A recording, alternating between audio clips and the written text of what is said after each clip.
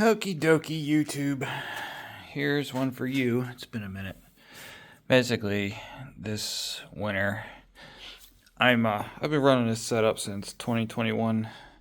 The Borg S257, and it's been a great turbo. I love the sounds it makes. I'm making just shy of 600 wheel horsepower at 32 pounds of boost with it, but that sounds a bit low. It's a 57 millimeter. And I'm thinking the reason it's a bit low, one is my cobbled together up pipe, which was supposed to be temporary 6 years ago. The unequal length header, which so many love, and I love the sound of the Subi Boxer rumble sound, but it's just, I don't know. This year me and Dusty, we've been back and forth. We're doing the flashlight drags, and he is on the same boost, basically the same turbo setup, same everything, except his is a 2 liter and mine's a 2.5 liter, and he's making 100 more horsepower than me, which has me sad. I don't really know why. Same heads, same cams, same everything, basically almost the same fuel system. The only difference on his is it's a 2 liter, and he has a nicer up pipe. So, and his was tuned by JR and mine wasn't. So that might be it. Either way, I'm upset. His makes more power. Obviously can't have that. So I'm going to a ball bearing PT 6466. A bit of a jump in size, a big jump in size. Over like 20%? I don't know. What's 57 into 64? 7 millimeters. So we'll call it 15% bigger. Fuel system is going to stay the same. It is sufficient. There's two Walbro 525s back there, all 8AN fittings. So, on this turbo, this setup, I've only been running one of the fuel pumps and just been using the other one in the tank as a backup. And actually, every once in a while, I'll switch pumps just so one's not sitting on running in the ethanol for so long. So that's it, and I'm going to go to a PLM equal length 4-to-1 header. I'm going to get their up pipe, and then I'm going to use a Turbo Kit's T3 adapter, rotated adapter, just like I used on the purple truck. So it's going to go basically with the header, the up pipe, and the new turbo. I'll have to tweak the exhaust, obviously, because it'll be turned a little bit different. It's more it's more clocked than this is. So I'll have to do that. I'll have to change the hole in the hood. I'm going to do all new 3-inch HD clamp, Wiggins clamped intercooler pipe. I'll keep the blow off valve pretty much where it's at. Maybe I'll rotate it or something differently, because water just sits in that thing every once in a while. But back here, the main reason behind the video is I pulled the bed off. Here's a rare look. I'll go to 0.6. This is just a stock GD fuel tank. It's got the PNL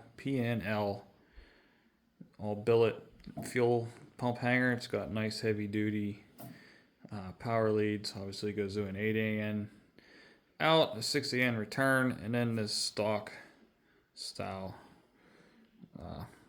return. This is what uses the venturi, and that plug down there is just a fuel level sensor. There's two fuel level sensors in these tanks, so they can measure both, because it humps up over the drive shaft and the exhaust. So there's basically two sides of the fuel tank in most of these Subarus, and it uses this line here, that hose, to suck through a venturi, a return. In that housing, it sucks the fuel over the hump, so that all the fuel, if you're getting low on fuel, is on that side of the tank for it to be sucked up by the fuel pumps. So this is basically all just stock kind of Subaru stuff.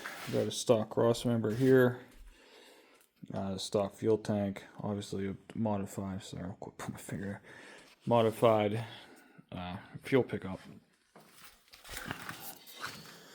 But then a little more explaining while I got it off anyway. This is my hitch.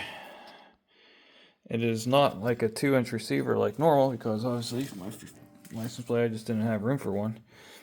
So I took a piece of 1/2-inch bar, cut a slit in the rear tube, and then welded, both sides of that. It's a 2-inch ball because my trailers are all set up for 2-inch.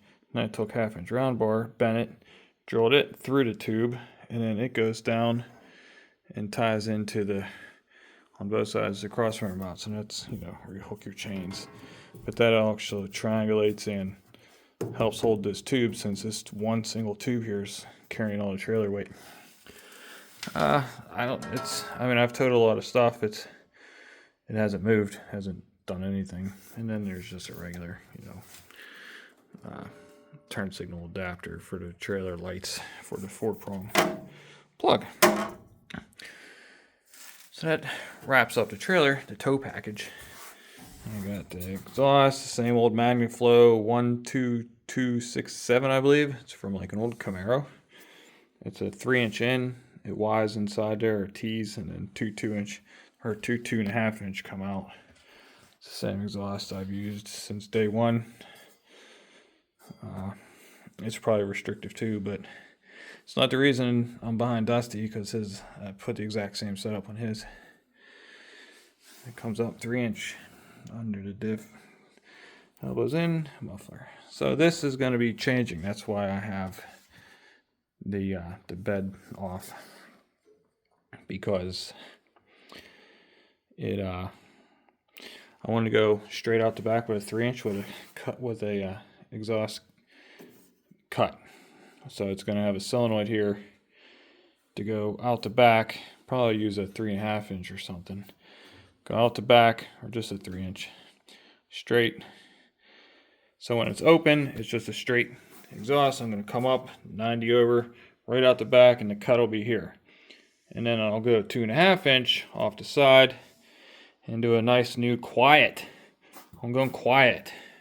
2.5-inch muffler, and then it'll go back out the side. Probably use like that same tip, but on this side it'll be just a straight 3-inch, 3.5. So this symmetricalness is going to change because when the cutout is off, shut, all the exhaust will be going through the quieter muffler and out this side. So just steam out that side and nothing out this side. But then when I open it up to go full boost, full power, it'll come mostly out this side, but I'm sure some will still trickle out that side.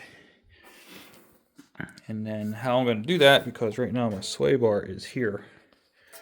The sway bar on this is just a piece of bent 4340 bar, 19 millimeters, 3/4 inch bar. So I'm going to take this bar and these mounts. I don't know if you can see these mounts.